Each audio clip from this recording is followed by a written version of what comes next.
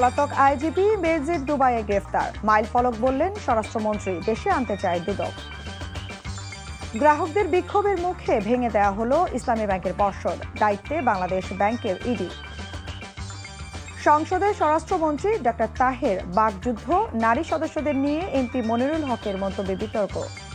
নবাগত কোরাসাওকে নিয়ে ছেলে খেলায় মাতল জার্মানি, 7-1 গোলের বড় জয় সাবেক বিশ্ব চ্যাম্পিয়নদের।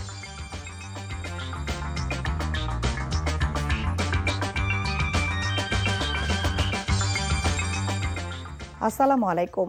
তামান্না নাহিদ খান স্বাগত জানাচ্ছে এনটিভির মধ্যরাতের খবরে। ক্রাউন সিমেন্ট শিরোনাম দেখছিলেন, এবার পুরো খবর।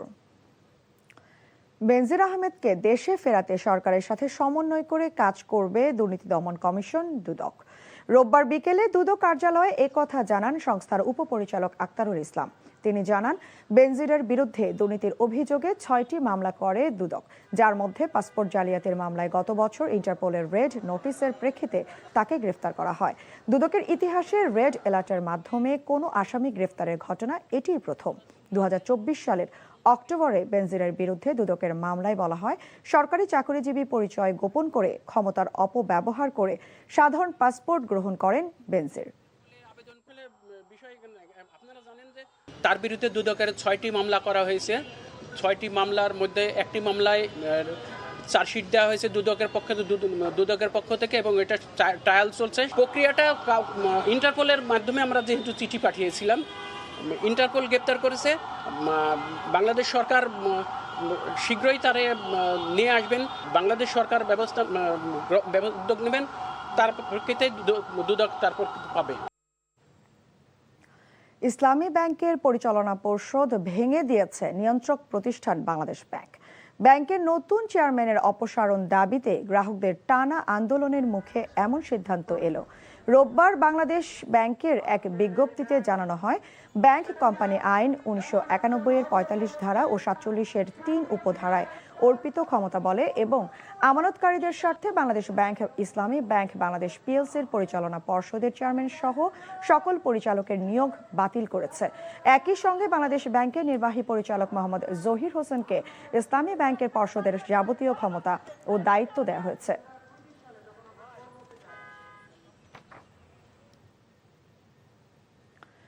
সংসদে ছাত্র শিবিরের এক নেতাকে 300 বিধিতে দেয়া বক্তব্য ঘিরে তুমুল হট্টগোল ও বাক বিতণ্ডা হয়েছে স্বরাষ্ট্রমন্ত্রী ও বিরোধী দলীয় উপনেতার মধ্যে।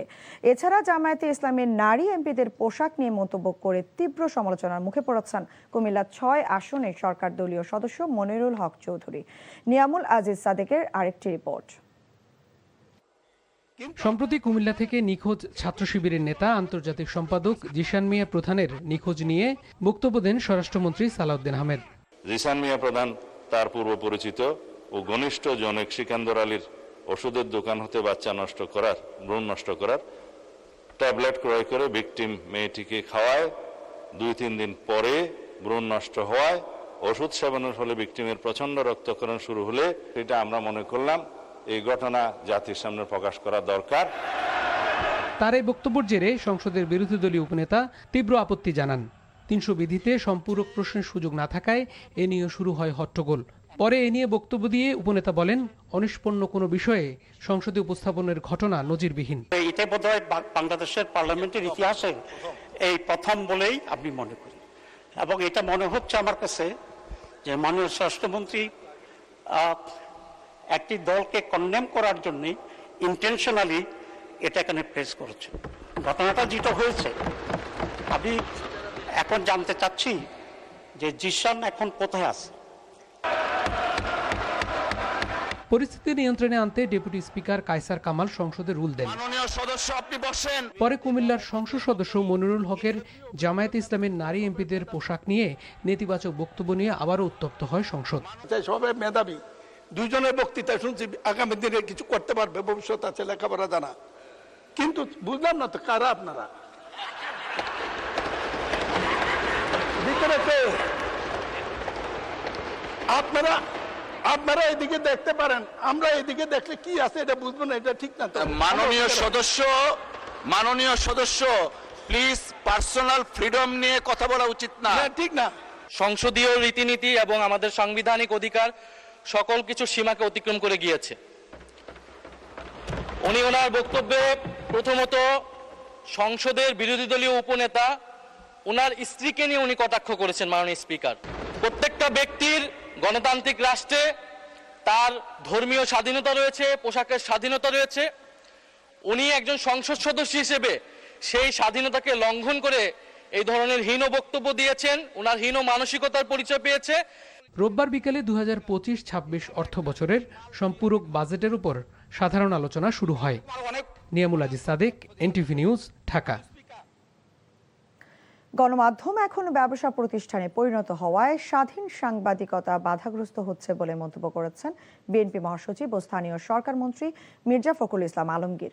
বিগত ফ্যাসিস্ট শাসন আমলে গণমাধ্যম চাটুকারিতার সর্বোচ্চ নজির দেখিয়েছে বলেও মন্তব্য করেন তিনি। রোববার সকালে জাতীয় প্রেস ক্লাবে শহীদ রাষ্ট্রপতি জিয়াউর রহমানের শাহাদাত বার্ষিকীর আলোকচিত্র প্রদর্শনী ও আলোচনা সভায় তিনি এসব কথা বলেন। অনুষ্ঠানে তথ্যমন্ত্রী জহিরুদ্দিন স্বপন বলেন, একদলীয় শাসনের কবল থেকে রুদ্ধ গণমাধ্যমকে মুক্ত করেছিলেন শহীদ রাষ্ট্রপতি জিয়াউর রহমান। আমি তো প্রধানমন্ত্রীর মধ্যে তার ছায়া দেখতে পাই, প্রতিচ্ছবি দেখতে পাই। উনিও কিন্তু একইভাবে কাজ করছেন, দিনরাত কাজ করার চেষ্টা করছেন। মিডিয়ার সমস্যা তার বিশাল, আমি অত কিছু বলতে চাই না। সবচেয়ে বড় সমস্যা মিডিয়া নাই এখন, একটা বিজনেস হাউসের প্রতিনিধি হয়ে গেছে।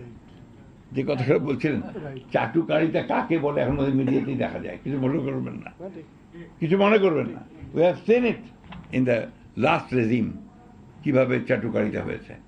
আমি আশা করব যে এখন আপনারা সেখান থেকে বেরিয়ে এসছেন। ঐকমত্য কমিশনে বিএনপির দেয়া নোট অফ ডিসেন্ট গণভোটের মাধ্যমে বাতিল হয়ে গেছে বলে মন্তব্য করেছেন জামায়াতে ইসলামীর সেক্রেটারি জেনারেল মিয়া গোলাম পরওয়ার। রোববার জাতীয় প্রেস ক্লাবে সংস্কারের রোড ম্যাপ নিয়ে সেমিনারে তিনি এই কথা বলেন। জামায়াতের সেক্রেটারি জেনারেল বলেন, ঐকমত্য কমিশনের সংস্কার প্রক্রিয়ার সঙ্গে সম্পৃক্ত থাকার পরও বিএনপির সংস্কার বিরোধী অবস্থান জাতির জন্য দুর্ভাগ্যজনক। তিনি আরও বলেন, জুলাই সনদ ও গণভোটকে আলাদা করে দেখানোর মাধ্যমে জাতিকে বিভ্রান্ত করার চেষ্টা হচ্ছে। গণভোটের রায় অক্ষরে অক্ষরে মেনে চলার আহ্বান জানিয়ে সংস্কারের মাধ্যমে গণমাধ্যমের স্বাধীনতা নিশ্চিতের দাবি জানান গোলাম পরওয়ার।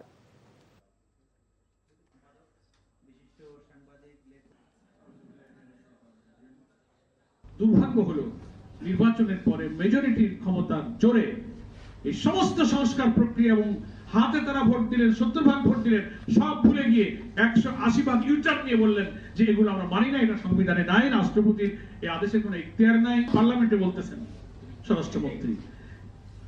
এই জন্য আমরা দিয়েছিলাম যে যদি আপাতত মত না দিতে নির্বাচনই হয় কিনা, তাই ভেতরে অনেক কথা ছিল বলিনি, আমরা সব মেনে টেনে সই করছি যে ইলেকশনটা হোক। তাহলে সংস্কারের লক্ষ্য তাদের কিন্তু ছিল না। চেহারা, উচ্চতা থেকে হেয়ার কাট একদম অবিকল নেইমারের মতো। কাতার বিশ্বকাপের পর এবার যুক্তরাষ্ট্রে ব্রাজিল দলকে অনুসরণ করছেন এই নেইমারের ভক্ত আইগন অলিভিয়েরা। ইনজুরি কাটিয়ে প্রিয় তারকাকে দ্রুতই মাঠে দেখতে চান তিনি। ব্রাজিলীয় স্টার ফিরলে দলের চেহারাই বদলে যাবে বলে মনে করেন নেইমার ভক্ত। যুক্তরাষ্ট্র থেকে আরো জানাচ্ছেন কুশল ইয়াসের। So you're fit for the next game? Yeah, I speak Portuguese, Brazilian, all right. দেখে দ্বিধায় পড়ে যেতেই পারেন। ব্রাজিলিয়ান সেনসেশন নেইমার ভেবে ভুলও করতে পারেন যে কেউ, তবে তিনি নেইমার নন। চেহারাগত সাদৃশ্যের কারণে সামাজিক যোগাযোগ মাধ্যমে ব্যাপক পরিচিতি পাওয়া ব্রাজিলিয়ান ফুটবল প্রেমী ও কন্টেন্ট ক্রিয়েটর আইগন অলিভেইরা তিনি, যার প্রতিচ্ছবি হয়ে পরিচিতি লাভ করেছেন সেই প্রিয় খেলোয়াড় দলে না থাকায় মন ভরছে না তার বিশ্বাস নেইমারের প্রত্যাবর্তন দলের আত্মবিশ্বাস ও পারফরমেন্সে ইতিবাচক প্রভাব পড়বে। নেইমার শুধু একজন খেলোয়াড় নয়, সে দলের নেতা। আমি চাই সে যত দ্রুত সম্ভব মাঠে ফিরে আসুক এবং জাতীয় দলকে আবারও সাফল্যের পথে নেতৃত্ব দিক। নেইমার না থাকায় সেলেসাউদের পারফরমেন্সে অবশ্য হতাশ এই ব্রাজিলিয়ান ভক্ত। মাঠের পারফরমেন্সে সেই সাম্বার ছন্দ একেবারে মিলছে না, তবে পরের ম্যাচে দল ভালো করবে বলে আশাবাদী আইগন। ব্রাজিলের সাম্প্রতিক কিছু ম্যাচ দেখে আমি হতাশ। তাদের আরো ভালো খেলা উচিত। নেইমার ছাড়াও এই দলে প্রতিভার অভাব নেই। দলের মধ্যে সমঝোতা বাড়লেই ভালো কিছু হবে। মরক্কোর সঙ্গে ড্র করলেও পরের ম্যাচে ঘুরে দাঁড়াবে ব্রাজিল, এমনটা প্রত্যাশা এই নেইমার ভক্তের। কুশল ইয়াসির, এনটিভি নিউজ, যুক্তরাষ্ট্র।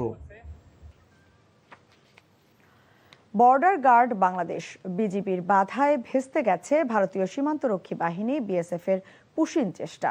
রোববার সকালে চুয়াডাঙ্গার জয়নগর সীমান্তে 11 জনকে বাংলাদেশে পুশিন ইনের চেষ্টা করে বিএসএফ। বিজিবি ও স্থানীয়দের তৎপরতায় সেই চেষ্টা ব্যর্থ হয়, পরে তাদেরকে সরিয়ে নিয়ে যায় বিএসএফ। এছাড়া 9 জনকে পুশিন চেষ্টা ব্যর্থ হয়েছে কুড়িগ্রামে রৌমারী উপজেলার গয়টাপাড়া এবং বড়াইবাড়ি বন্দুরচর সীমান্তে। এদিকে সীমান্তে পুশিন রোধে নজরদারি ও টহল কার্যক্রম জোরদার করেছে BGB.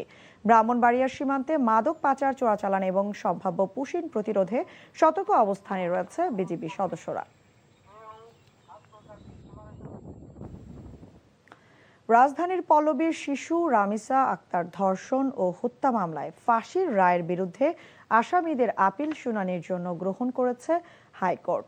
Attorney general barrister Ruhul Quddus Kajal আসামিদের আপিলের বিষয়টি উত্থাপন করলে তা শুনানির জন্য গ্রহণ করে আদালত।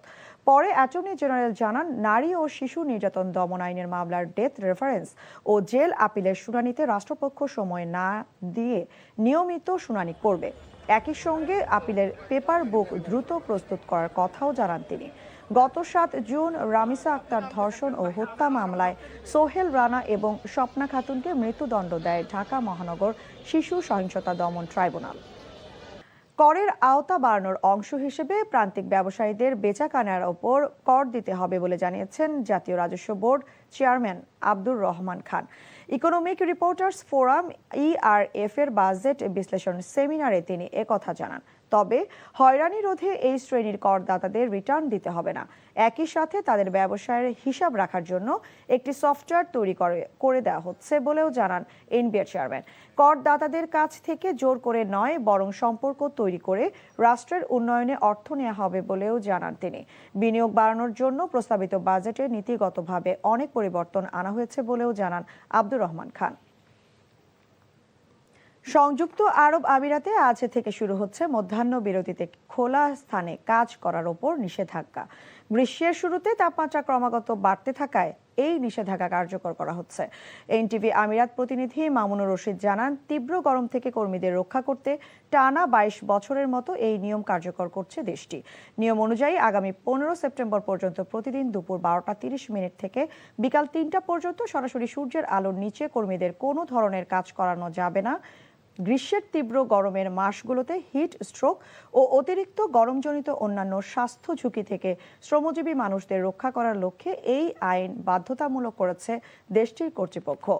আইন অমান্য করলে কঠোর শাস্তির বিধানও রাখা হয়েছে। এই ছিল মধ্যরাতের খবরে। এই খবরের ভিডিও সহ আপডেট জানতে ভিজিট করুন এনটিভি অনলাইন www.ntvbt.com। এছাড়াও এনটিভি জনপ্রিয় সব অনুষ্ঠান ও খবরের আপডেট জানতে ভিজিট করুন আমাদের ইউটিউব ও ভেরিফাইড ফেসবুক পেজ। ধন্যবাদ সবাইকে।